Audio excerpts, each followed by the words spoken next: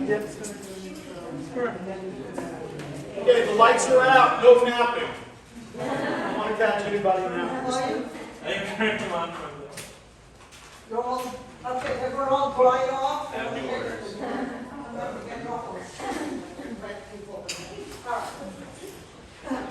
All right.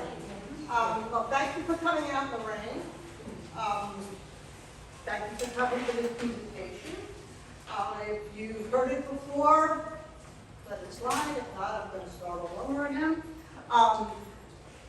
My name is Deborah Stern. I'm a member of the Salt Marsh Alliance. I apologize for the way I look because I volunteered this morning out there around some of those raindrops. And while it may have been effective, it's certainly dirty. And so I'm going to welcome you all to this program offered by the Salt Marsh Alliance.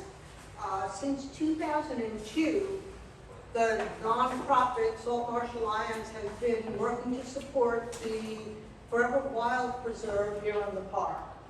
And we do that in basically 3 different ways. We work in the garden for those that want to get dirty. Help to take care of the gardens, maintain the trails that's closest here to the nature center.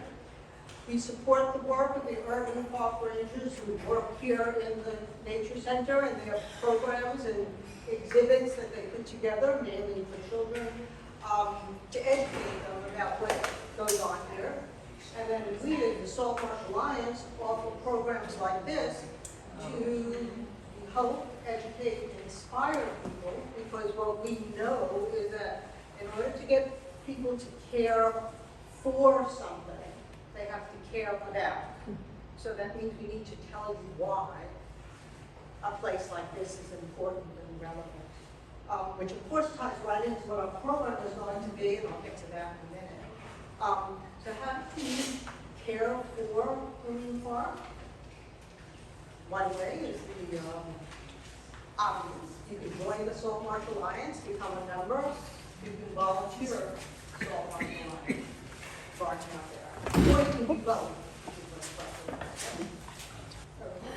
And if you want further information, I probably hit most of you up already. It's all out there on the table up there. I'm not going to take up any more of your time.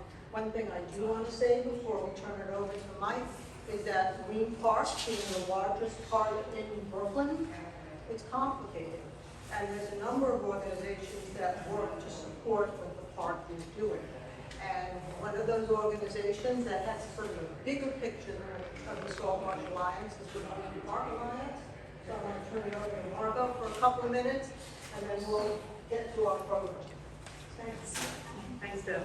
So my name is Margo. I'm with the Green Park Alliance, and many of you know, some of you don't, I'm sure, that the park goes all the way to Fillmore Avenue, and as far as you can see the bridge out here. It's a 2-mile spread. So we are the largest park in Brooklyn. And I keep saying that because a lot of people don't know. But we are an alliance, and true to the name, we all work together here in this park. There's a lot of nonprofits. This morning, Jamaica Bay Rockaway Parks Conservancy was working with us way at the far end doing shoreline cleanups. Next weekend, we're working with the Gerritsen Beach firefighters for Father's Day out in Dr. John's playground. So there's always lots of things going on. And Deb, who's created this wonderful series, she's curating this lecture series here. And one day she said to me, who should we get to talk about history? And I said, well, there's this guy I met in 1983. We were urban park rangers together. And I sleep with him every night. And I give you my husband, my fellow.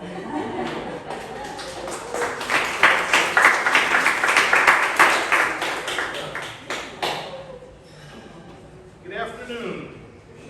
Pleasure to be here. This is my home turf. I grew up here. I grew up on East 57th Street in MU. This time of year, at high tide, we can see horseshoe crabs in the storm sewers. Some of the hoodlums in the neighborhood would pull them out with coat hangers and skid them under the B3 bus coming down first experience of bush crabs. But this park is where I started my career as a naturalist. I was chief naturalist for the Parks Department for about 30 years. I worked in the parks for 31 years. I worked as a volunteer before that, Gateway National Recreation Area in its early couple of years, handful of years. That's where I met Ron and Jean, who were formative mentors for me. And that's, if I ever write a story in my life, it'll be modeled on the Inger's Wilder books. It'll be Little Garden Apartment on the landfill, not Little House on the Prairie. So growing up, clear that it was brand new land.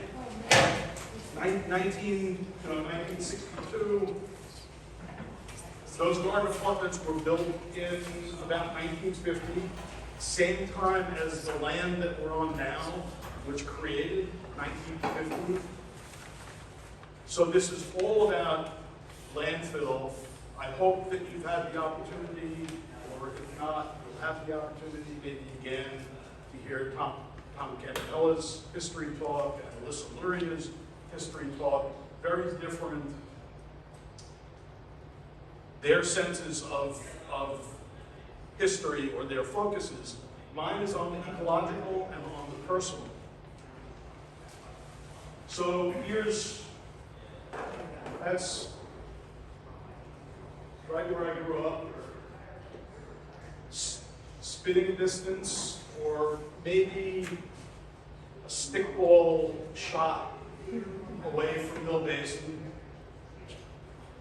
I realized I don't have a Spalding today. Pensy Beauty, I meant to bring one just for the sense of catchment of the neighborhood. And growing up, I loved going over the maps. As a professional, going over the aerial photographs. I had a sense of history and romance. I'm going to come back to this because this is such a great photograph. But that's the neighborhood that's looking, Avenue looking towards, I guess that's east, towards PS 236. And growing up was still, on the one hand, the landfill, the clearing, the pile driving, the cellar excavations for all the two-family homes that were going up from Flatbush Avenue all the way through Bergen Beach and beyond Georgetown. But this was the neighborhood. This is actually in 1950. This is before I was born. But kids trying to carve a ball field out of Phragmites. So neighborhood characteristic, natural area characteristic, Phragmites, the tall grass, in this case 10, 12 feet tall, fully dense, excludes almost every other plant. So growing up near the water, third grade curriculum, history in public schools, you start learning about the history of New York City, and it captivated my attention, thinking of the city, beavers. It's like people risk their lives to do multi-week ocean voyages to come to Brooklyn to club beavers over the head and make hats out of them. The fact that the Dutch and the indigenous people are reflected in the city seal, that was this romantic sort of motivation for me to imagine, here I am, lots of undeveloped space, green open space, waterways, and hearing about Native Americans paddling dugout canoes in tidal creeks with abundant beavers jumping. That was the history that I lived that I didn't even experience, it was part of the imagination of the place, was thinking about. It probably, I'm sure they wouldn't have, but to me, I thought if a Native American in a dugout canoe came up into Mill Basin, he would be familiar with it. That was my naive assumption. I actually had great pleasure to go back into Mill Basin by kayak last year, and it was almost unrecognizable to me, the fact that there were herons and egrets and kingfishers and no hydrocarbon sheeting. It was clean. It was pretty amazing. So thinking of that history, one thing that perplexed me was looking at these maps, thinking, boy, 200-300 years ago, people didn't know how to make maps. It doesn't look anything like it looks today.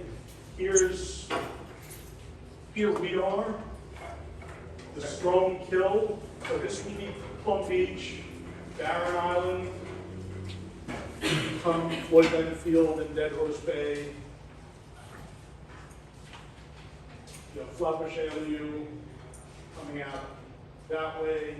So Mill Basin, this is the creek that would have been under my yard department.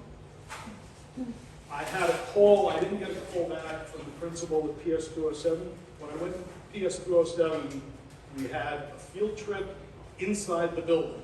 You know, we went to the Botanic Garden, we went to the Statue of Liberty, we went to Staten Island. But we also had a field trip in the building, and the custodian pulled up a metal plate and showed us an underground stream that was still flowing. That, I'm thinking, was this little tributary of Mill Basin that cut under, like towards Avenue S.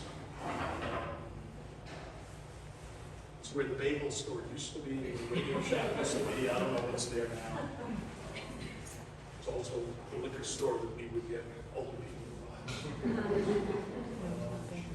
But anyway, this you know, some of this remains. I can't find, you know, Kings Highway was an indigenous path. It became carriage road. But otherwise, these landforms dramatically changed. And so even this moving into early modern times, seeing Coney Island as an island. Coney Island as, you know, there's the Barrier Beach, the Barrier Island, and then Sand Spits, Plum Beach, Pelican Beach, which we don't refer to, Plum Island, Hog Creek, which I had seen an article about the shortest ferry ride in New York State, probably Brooklyn Daily Eagle, and it was about the ferry to Plum Island. People would go to Plum Island because it was bare knuckle boxing. It was federal property. Bare knuckle boxing was outlawed in New York State, so promoters found a loophole and they did bare knuckle boxing matches on the Federal Reserve. It was an army thing. And to get there, you got on a rowboat and you went 6 feet and then got out of the rowboat, and that was the shortest ferry ride in New York. So once again, now Strome Kill is Garretson Creek.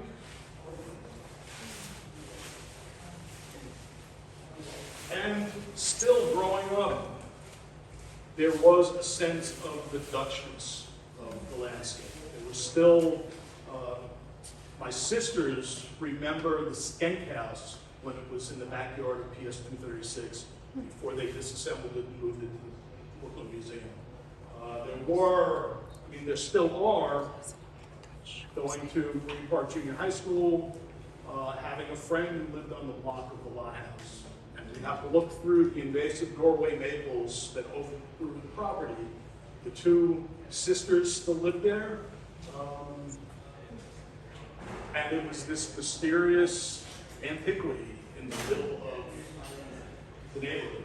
This, though, is looking from around Avenue towards Gerritson's Mill. So this is Gerritson's Creek looking south. Here's a nice adolescent white pine, very characteristic. These trees I haven't figured out yet. And some barn outbuilding. But the mill was there till the 30s. Brooklyn Daily Eagle, which was a daily newspaper, all centered in Brooklyn. For a while, they had almost every day an article, an editorial, something about preservation efforts for the mill, people arguing. There were very strong supporters that wanted it preserved, and there were progressives, futurists, who thought it was a rotten chicken coop that should be torn down, and money was being raised for its preservation, and it mysteriously burned down just before being restored. And this, on the way to the Cedars in Cheapsett Bay, this is around Hog Creek. This is around Plum Beach. I don't know if this is maybe where Jordan's Lobster Pond is, or around the Venice Marina, somewhere in that vicinity. This beautiful white cedar swamp, very nearby with the boardwalk over the salt marsh. Then there's the caveman. Everybody knows about the caveman in Green Park. I couldn't really find a thematic continuity for this, but I couldn't leave it out. These are. I just have to say, I went on tour with Carnivore for a little while. Did you really? Yeah. They were Brooklyn-based heavy metal band, and this was taken in the 80s. Richard Termini went to Green Park Junior High School and lived around the corner from me. And he took a photograph. He's on Cindy Lauper's first album as a keyboard player. But so I put this in. This is that side of the creek, the west side of the creek. And 40 years ago, basically grassland, very short grass, no maintenance, a lot of fires, a lot of abandoned automobiles being burned, and a lot of abandoned boats, and that was characteristic of the landscape in the 1980s. But going back to more bucolic pastoral times, this is Kings Highway, 100 Bly Road, somewhere near Flatbush Avenue, and this is the headwaters of Paddigat Creek. So, if anybody knows Paddigat Basin was the big tributary in Brooklyn to Jamaica Bay, and it had freshwater headwaters way up, maybe getting up around Avenue L, just short of the junction. So I bring this up because my third grade teacher, I think, talked about having picnics there, and that may be the association, the Brook Theater. That's what I was going to say, the Brook Theater. It was right over the brook. Yeah, and that was, that's flatlands and flatlands, Right, and You know, on the other hand, the Marine Theater was not right next to the ocean, but I think the association of the brook and this freshwater, and you know, my third grade teacher said when she was a little girl, they would have picnics there. Only a generation or two before me. So going back to this photograph, one of the things I wanted to share with you that I don't think is discernible by you from this is that, so here's Garrettson Creek, here's the mill pond, that's the mill dam, so this is Avenue U. And Avenue U was a raised causeway over the Garrettson's mill pond. They had the dam there, so the water, high tide coming in would turn the wheel this way. Then it would back up in the pond, and slow release would turn the wheel the other way. It was an undershot wheel that could go in both directions. So basically, except for slack tide at low tide and slack tide at high tide, it was in perpetual movement. And this is about where the oval is. So all of that between Fillmore and U was filled in the 1930s. But what I wanted, and you can't really see them, is that like this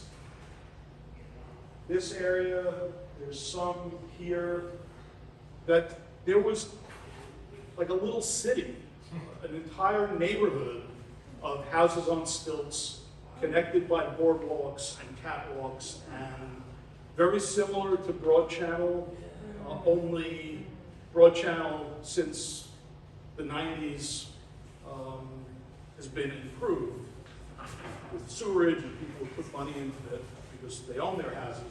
These were basically squatters, people who didn't own the land, didn't pay rent, didn't pay tax, and beginning in 1934, Robert Moses obliterated for much of the city. You know, you could still find it in also Meadowmere, out by Kennedy Airport. But that way of life was basically erased by Robert There Moses. wasn't enough room for a baseball stadium. Well, so not a baseball stadium, but you know, I'll get into garbage and artifacts found in the restoration, and there was a top and a carved wooden boat that I'm pretty sure came out of, so here's where White Island would be now. And this creek that went through to Mill Basin,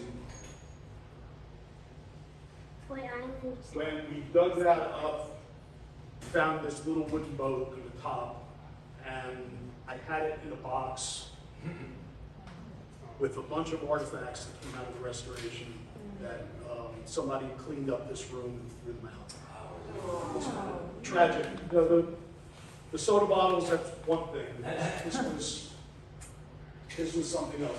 So here's an example of this kind of community, and they fished and they crabbed and they caught eels and they trapped muskrat. They really had a close life with the marsh and the bay. This one was near Broad Channel. Any bird watchers go to Jamaica Bay Wildlife Refuge? The Ronde by the East Pond. This was around the Long Island Railroad stop before what became the Cross Bay stop. After Hawtree and before, on the way to Rockland. Hotels,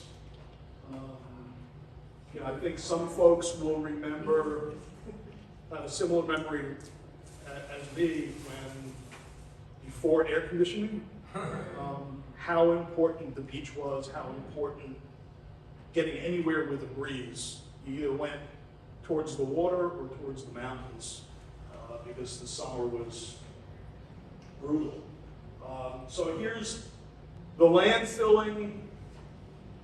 The landfilling really started in the teens and the 20s because there was this plan.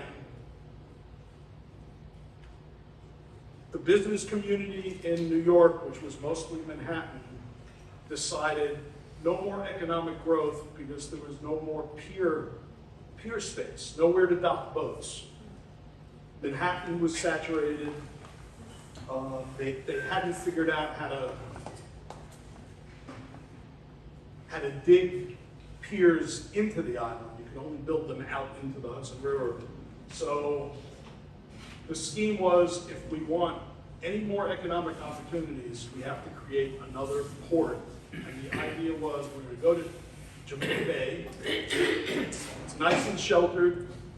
It's all sand, gravel, and clay. And we're going to dredge a 30-foot deep, 35-foot at the inlet, 30-foot deep channel, 1,000 feet wide. And we're going to take all the dredge material and we're going to bury all the marsh islands. And those are going to be our new boat slips. And then with what's left over of the dredge spoil, we're going to pile it on the marshes on the North Shore. And that's going to be where the railroads are, where all the cargo handling is going to be, and that's going to be where people are going to want to live to come for these new jobs. So that's the story of a lot of the development from Belt Parkway north into Sheepshead Bay, this neighborhood, all the way out to East New York. Think of Linden Boulevard, Flatlands Avenue. Everything south of those avenues was landfilled to create new neighborhoods and new opportunities for handling the cargo that was expected for the new Jamaica Bay port. It was going to be bigger than Rotterdam, Hamburg, and Liverpool combined, largest port in the world. So here's some of the landfilling. This is actually 1930s landfilling. You can still find in the park and around the bay big cast iron pipes. There'd be a dredge offshore in Rockaway and pump with water, sand out of the channel, and pump it through these pipes and distribute it around so it crossed the trestle over to White Island. And that was one of the ways that they got the sand. But not all of the fill was sand. Here's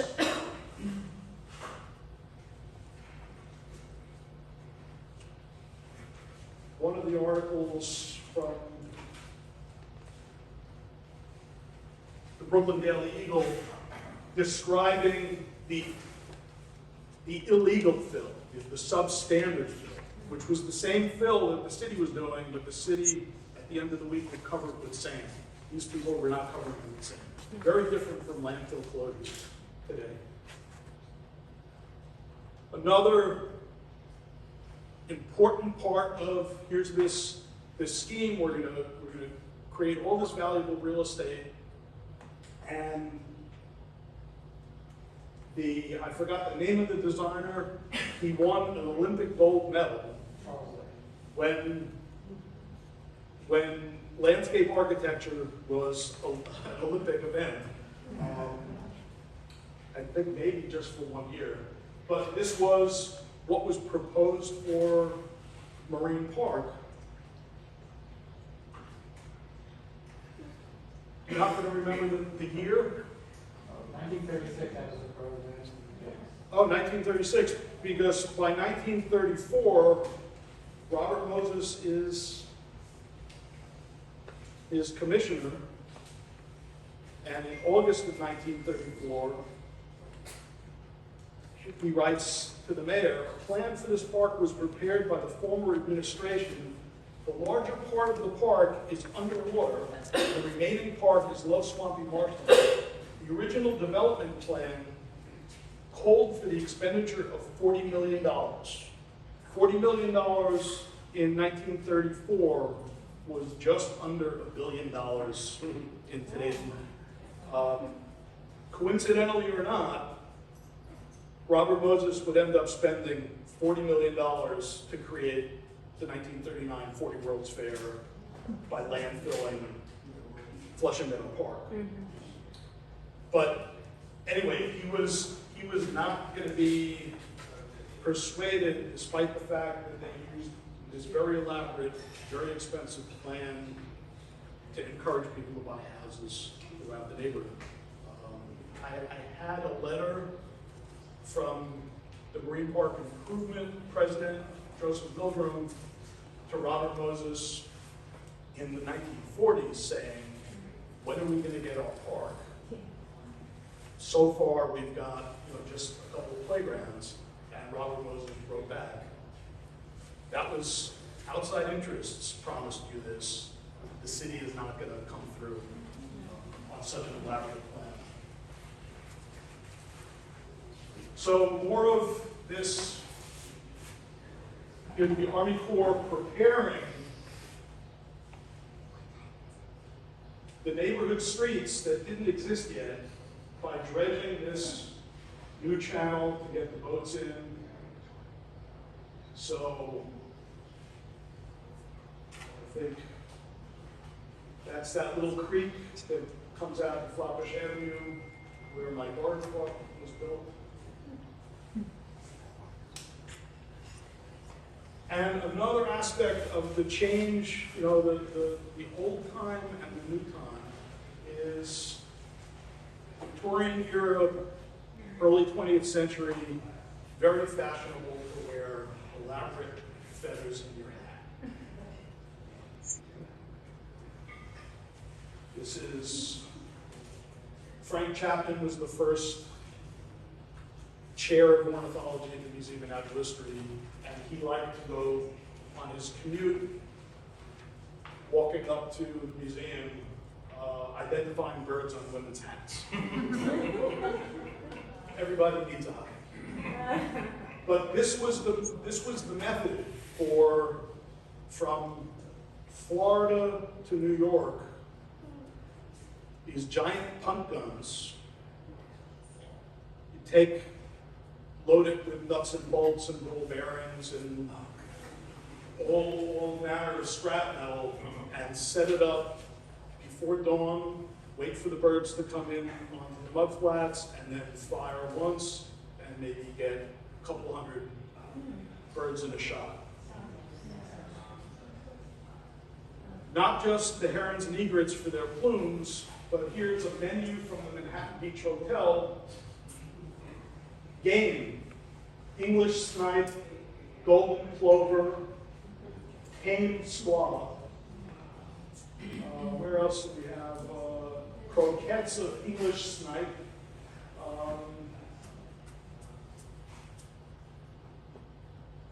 There is somewhere in the menu, there's also woodcock. So this was the market gunning era.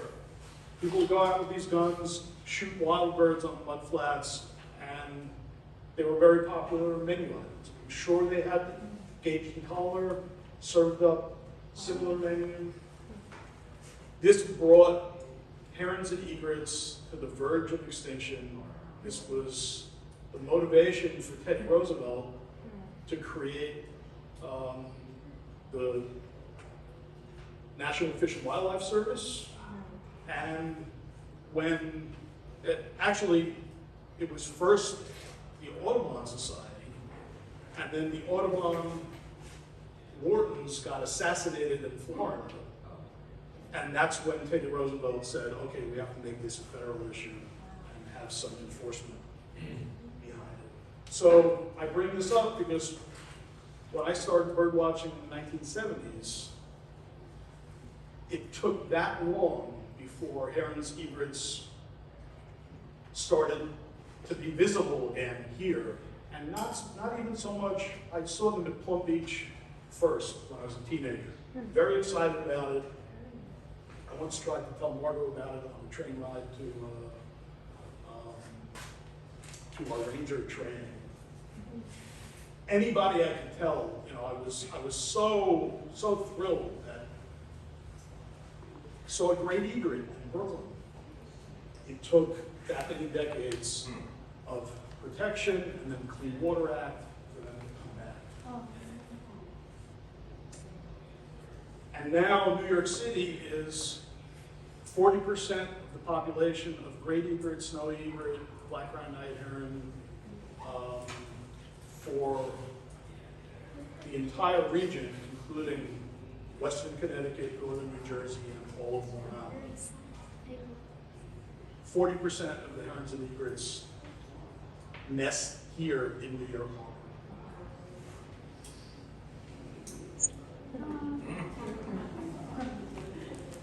So this brings me to my experience before I was a professional visiting. This is very close to where we are, just at the beginning of the nature trail. And I got this sense, you know, as I would walk around and I'd bird watch and I'd see patterns of vegetation. You know, here's Phragmites, and here's switchgrass, warm season native grass, and here's mugwort, and you know, some sumacs, and it occurred to me that this was not just random and even. And every time there'd be a fire, and there were frequent fires, more frequent than they are today. Every time there's a fire, I would see, oh, here's the switchgrass and there's sand. And here's the Phragmites, and there's chicken bones and shoe leather. And here's the mugwort, and the mugwort is on incinerator ash and broken concrete. And this is Soundview Park, very similar. The vegetation burns away, all the mugwort is gone, and there's the cement rubble. And getting this sense that the more I'm out and the more I see, the more consistent the vegetation is based on the soil substrate. And I'm being kind to call it soil because it's really just the residue of landfilling with garbage. So this was a hunch that I had. And after I was working at the Parks Department for a while, I came upon this publication, Reclamation, and here's Robert Moses in 1950. He's been landfilling like crazy for 16 years, building his empire, building housing. He's Commissioner of Housing, Commissioner of Highways, Commissioner of Public Works, Commissioner of Parks Department, all at the same time, plus being on the Board of Estimate. So he's approving his own budgets. That doesn't happen anymore. So he's writing to Mayor Vincent and Pelletieri. For 16 years, the New York City Parks Department has been reclaiming wastelands and slumps to create new parks as part of a long-term program. Already, 2,135 acres have been added, and additional projects of 1,900 acres are on the way. We have used every kind of filling material, hydraulically dredged sand, ship ballast, rubble from bombed buildings in England, and from the demolition of structures within the city. Department of Sanitation garbage, refuse and ashes, rock from deep cellar excavations, and excess stuff from public, semi-public, and private residential development. It's my favorite use of stuff. Impetus was given the reclamation program by a decision in the U.S. Supreme Court in 1934. The decision held that New York City created a public nuisance by dumping refuse and garbage at sea, which floated ashore to litter the New Jersey and Long Island waterfronts, and ordered the practice discontinued. In the absence of incinerators, the city was forced to dispose of its waste on land within the city limits and to establish or expand vast dumps.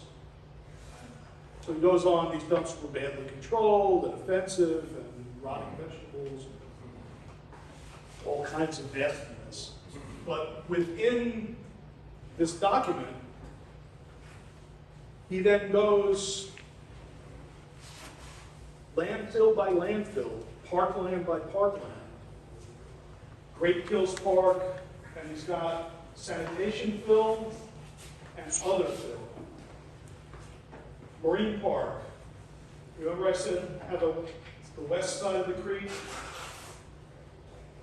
was different vegetation, and you saw carnivore there with vegetation up to here.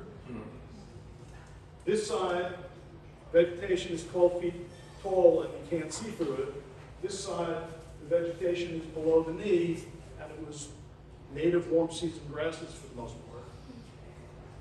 Because the sanitation fill, which was the household garbage, lots of moisture, lots of nutrients, phragmites. The other fill was either the construction rubble or the hydraulically dredged sand. And in most cases, the other fill, if it was construction rubble, it was mugwort, sumac, white mulberry. But if it was dredged sand, it was these native warm season grass, coastal meadows. So that was the Rosetta Stone for me. I now had some confirmation that my hunch was right. And he did Marine Park, Great Kills Park, Casino Corridor. He had a bunch of other sites with these maps showing where the fill was. And it all agreed with my experience of what the vegetation was. So here, just getting an idea, made land versus wetlands, 1900. The made land is the dark, it's like Wall What Street. are you calling it? Made land. Oh, made land. So the landfill, a little bit around Red Hook, that's like Peter Stuyvesant's house, where the Dutch were filling in the 17th century and the 18th century, the Harlem marshes. But all that wetland around Jamaica Bay, and then moving on to 1966, all that dark is the mainland, all the landfill, Flushing Meadow Park, College Point, Pelham Bay Park, Co-op City. What about City Island? City Island is there. Was it It's there not- or is it yeah, landfill? it's not Phil. No. And just another picture of what it was, just the existing wetlands, maybe at the time of European contact, more or less. We can gloss over the Jamaica Bay Bird Sanctuary. Some crazy, thinking about Robert Moses and all his landfilling, that he also created the Jamaica Bay Wildlife Refuge. That was always somehow an internal conflict. But I think he needed federal funds to build the A-train, and that Fish and Wildlife Service said, even though it was before the time of environmental impact analysis and all of that, I think Fish and Wildlife weighed in and said, we'd feel better about giving you money if you also did something for the birds. And he did the East Pond and the West Pond, and then he, still took Canarsie Pole and Ruffle Bar and still put dredge on top of them. So he killed the marshes, but his idea was these bird feeding areas, that he was going to plant them up with wonderful non-native invasive species that birds like to eat. So we call them cafeterias for birds. So also in my experience, in the 1970s, it was the first time I started to see marsh out here. It took a couple of decades for fine particles and sand to wash out of the landfill and create an intertidal. Because when they did the fill, they had these abrupt slopes, and then the slopes would erode. And by the 1970s, there was marsh starting to show up along the creeks.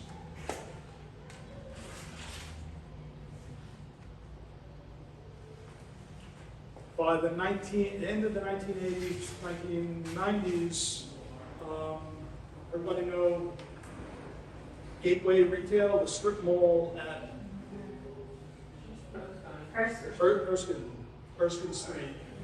That was the Vandalia Dunes. That was a big open space, sandy, city-owned property. And they needed to build housing, and retail. And when they destroyed the dunes,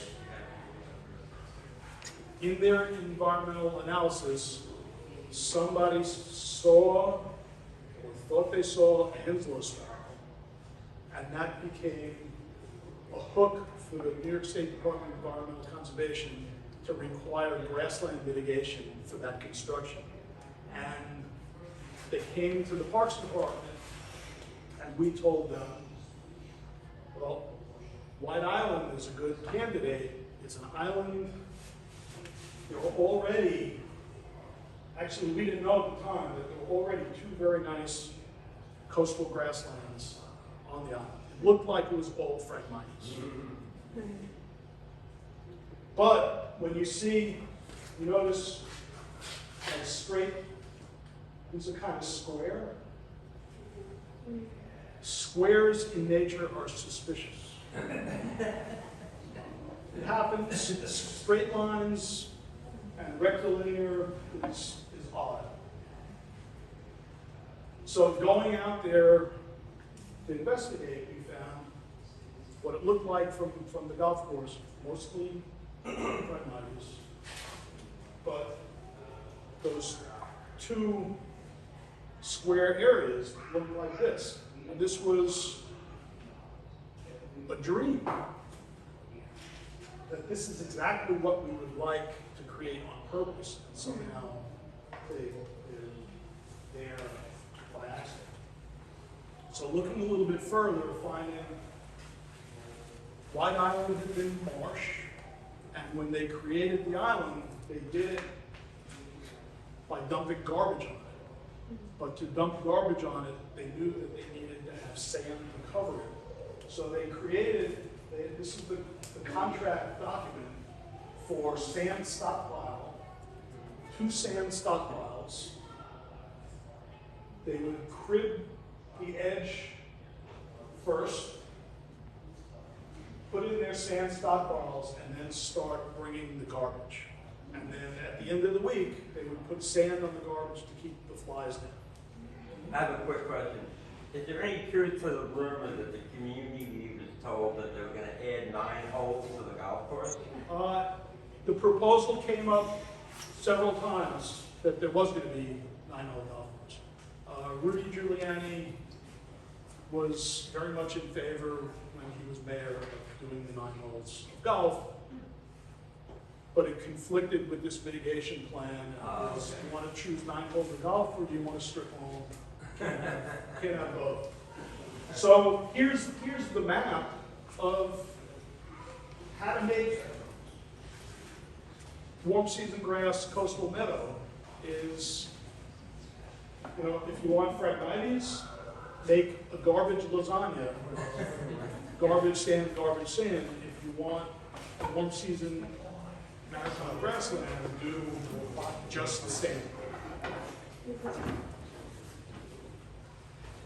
And so here's those beautiful square communities.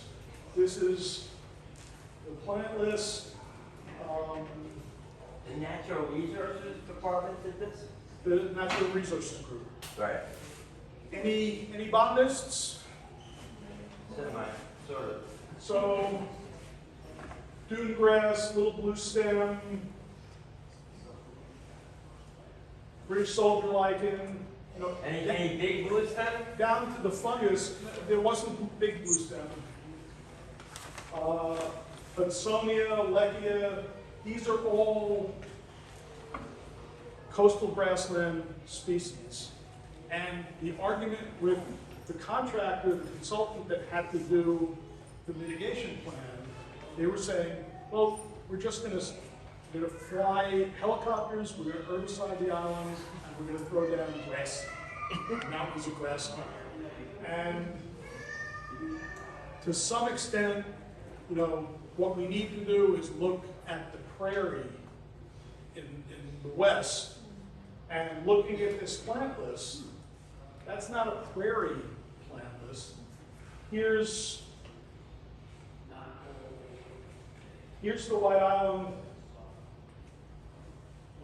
and the greatest agreement of species between what was already grown, White Island, Plum Beach, all the sand-filled areas, the greatest agreement was somehow with Wisconsin, the same plains in Wisconsin, because the glacier, the Wisconsin Glacier, brought sand there. And there's already a North American sand flora from Nantucket all the way west to the sand plains of Wisconsin. Ready-made plant list, you know what's adaptive on sand. So that became a guiding principle. Here's Plum Beach, very important site for me as a kid. Went there with the Boy Scouts. This is construction in 1940. Plum Beach, when they built the Bell Parkway, they knew, usually, don't build hard infrastructure on garbage. Build it on sand. You need something that can bear the weight and be stable, as opposed to you go to the Van Wyck Expressway going east of Flushing Meadow Park, and it's this big bumpy ride because they built it on garbage, and it all settled. But the belt is done pretty well, and so here they put all that dredged sand, and this is what it looks like more or less today. Again, mostly native plants, maritime grassland, some shrubs, bayberry, beach plum. That's what it looked like in 1898. This is Robert Merritt Chase, William Merritt Chase, seashore landscape near Coney Island. And here's, how do we know it's really near Coney Island? Because of the giant elephant. Everybody knows the giant elephant? That's the giant elephant. So there was a giant elephant hotel, probably much shadier than that. Didn't last very long, was made out of wood, and burned to the ground. But that's its sister Lucy in Margate, New Jersey, built at the same time. These crazy Victorian follies. But anyway, the idea of, you know, if that was what the seashore looked like in Brooklyn before the landfilling, and that's the result of landfilling with dredged sand, if Robert Moses could do this by accident, why couldn't we do this on purpose? It's the power of sand, the power of soil being destined. So, nice story. Mike has a crazy idea, sounds reasonable, but science science talks, other things walk. And what I needed to do was back up my hypothesis. So I went to Idlewild Park, Gateway Estates, Marine Park, Dead Horse Bay. I went to Great Kills on Staten Island, and I took soil samples from the warm season native grassland and took soil samples from the Phragmites and garbage to do a comparison, and that's the summary for all the Phragmites, and that's the summary for the grasslands, and this is the easier one to deal with, is the averages of the two. Is Phragmites is, at least an order of magnitude different, an order of magnitude higher. And we assume fertility is a good thing, but truth is, does everybody remember like the ban on phosphates in detergent? Yeah. We don't put phosphates in detergent because it's too much of a good thing. It causes out of control algae growth in fresh water. In salt water, nitrogen causes out of control algae growth. Nitrogen is also the limiting factor for most terrestrial plants.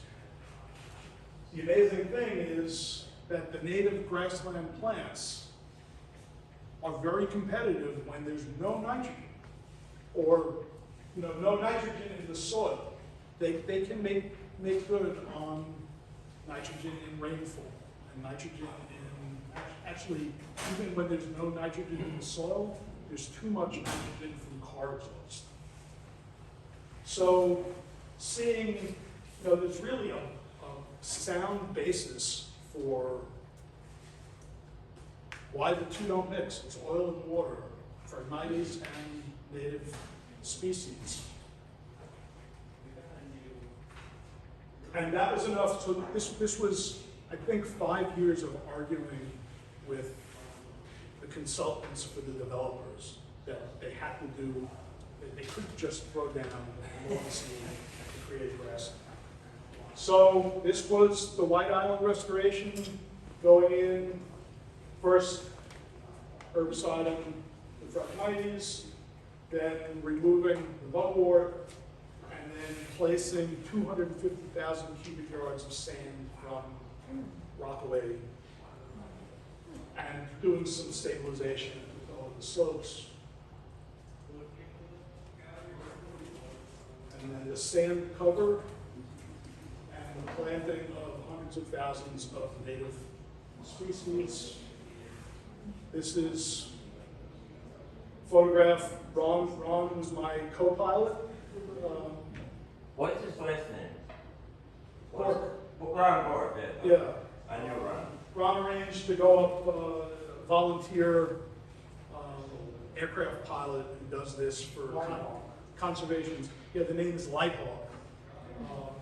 And we went around the bay, and so this is pre-restoration. This is the 1995 Nature Trail at White Island, one of the existing grasslands, the other existing grassland. Here's the trellis, that was the dredge line. And so we got a grant to do restoration for Garrison. 3-to-1 match from the U.S. Army Corps, 2-to-1 match from the state. So it started as a $400,000 grant. At some point, it was about $20 million to do. This is the existing condition, a little bit of marsh, and this all is Phragmites. And then the plan was to pull the marsh, excavate the garbage, and to do a grassland here and to do the Phragmites disposal there. This is actually the restoration in progress. This was not Ron and I from Space Shuttle, or Daniel from satellite. But here's the old marsh. Here's the new marsh. So the Osprey platform here, Osprey platform here, all of this new marsh, 22 acres. And then getting to do all of this as grassland, because back here, we piled all the Phragmites rhizomes and did billion trees. So, does anybody recognize? Razor shells? No, that's Lundy's. That's Oh, Lundy's dinnerware. wow. This is digging up the old garbage to create the salt marsh, seeing local garbage. That this was hyper local. You know, I expect that my mother mixed in here, but garbage from Lundy's. Ben Maxick's Swizzle Stick. Ben Maxick's was a nightclub on Flatbush at Lee. And this was what we were excavating to create the new marsh. There's my mother's floor. Is that still coming out? Yeah, it does, and really interesting. So it was 1950, and there were newspapers that we found that were still readable that said 1950. One of my colleagues found a wallet calendar that was the 1950-51 schedule for the Dodgers, the Giants, and the Yankees. And he says he lost it. I think he sold it on eBay. I have the 56 schedule with all the Yankees, Dodgers, and Giants. Yeah, so I wish I had a picture of that. But it's interesting that post-war, you know, you remember The Graduate? I have one word of advice. Yeah. Plastics. That's when plastics start showing up. Is again the hyper local. All these soda bottles are, even the 7-Up is bottled in Brooklyn. And then there's Mission Beverages and Dr. Wells and Congo and I don't know, Irish Club or somebody else. But lots of local people were shopping local, groceries were distributed local, and trash was also came from the neighborhood and went into the neighborhood marsh. As opposed to this from, I think this is like 1902, dinner favors and quaint novelties, and everything is paper and wood and metal. There was no plastic.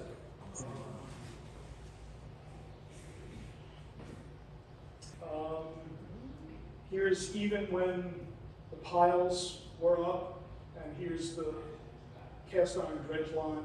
I used to walk over that bridge when there was wood on top of it. I never did. I know people that would float over on coolers. And those got your picnic stuff, your case of beer, your bologna, and paddle out on a cooler. I wanted to include this mystery solved. If you're out there and you see these concrete structures, they were part of the 2010 restoration, and they were meant to mark survey transects to survey the vegetation. As far as I know, I'm the only one that ever surveyed vegetation. Maybe 19. You're a surveyor? 2011. No, but I did the botanical survey. Oh, cool. Not the survey. That's a So survey. that's the survey plot, and nobody's keeping that data. I'm still trying to find out what these were. I think I know. I think I might know. Well, what's your thought? I think they were sunk. They were supposed to be sunk to hold the wood for the docks.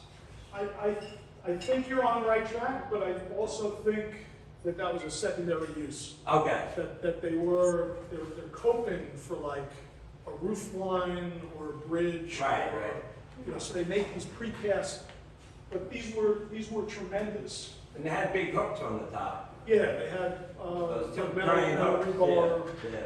for lifting by a crane, but but they're. Oh, by crane. Oh, I thought that was to hold the docks down. That's Oh, maybe. Yeah, But yeah. It's still a mystery for me. This is looking from way south by the Gulf driving range. The excavation and planting, this would be June, July, maybe July.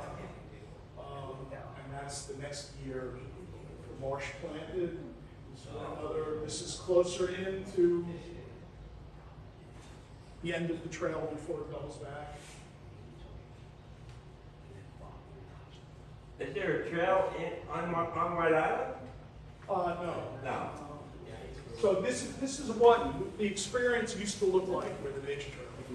It was all phragmites all over your head, and it was like walking through a tunnel. There were a couple of, sometimes it'd be cherry trees, and then there would be a fire and they'd burn. But transforming from that to that,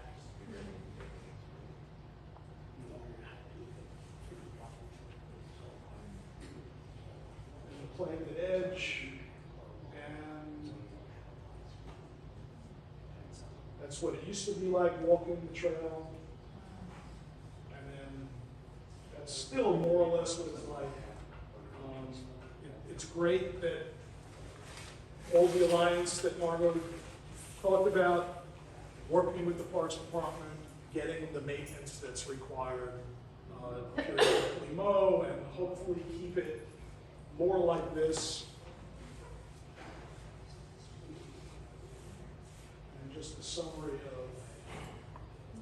So why grassland and trees is things like bobolink and grasshopper sparrow and northern harrier, marshhawk, and eastern meadowlark. We don't have all these, but we have had them all at various times. Savannah sparrow, kestrel, and where we can't do salt marsh, this is what became the Billion Trees site.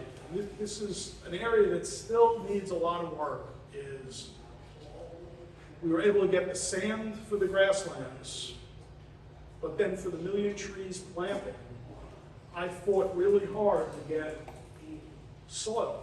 Again, construction rubble is not soil, incinerated ash is not soil, but all around the city, there's dig jobs, and there's perfectly good glacial till.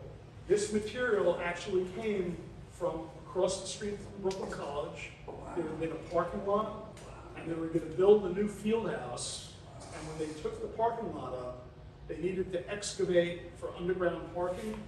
And it turned out that the former land use before it was Brooklyn College was farm fields. So it was clean, a little compacted, but this is glacial till that a lot of the Million Trees planting is on this material. Little last from the past, Avenue U. This is looking towards the Nature Center, looking towards Burnett Street. And here's the guardrail. And if you know it now, this is all forest. This was an effort in about 1988. That's, if you didn't recognize me, it's okay, but I'd like to reenact this with a wheelbarrow, but not the cigarette. And that was a planting that we did in about 1988. Mostly native plants. Here's Amelanchier and cedar together, partly creating the cedar apple rust problem that Bob and I were talking about earlier. This is what it looks like this morning. That was, here's, I think that's about the same. I need to find this money plan. And that was. Oh, that's Yeah, this was the Sakura Festival. This is 15 years ago. My daughter, million trees planting on Brooklyn College Till, and that's her a month ago, planting, that's the same, pretty much the same spot. So Avenue here, Avenue there, that was the transformation. That's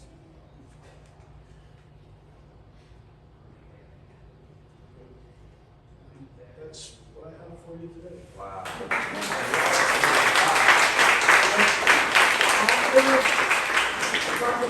Oh, I forgot, my visual aid. This was supposed to be with the Lundy's, plates. I couldn't find the picture, but one area that we excavated, there were all these whelk shells with this hole. And I think it was all probably Randazzo Scongioli. You know, go in there to get the meat out. Picture of you with the audience. We have any Q&A? I have a question. Yeah, sure. Yeah, go ahead. How you doing?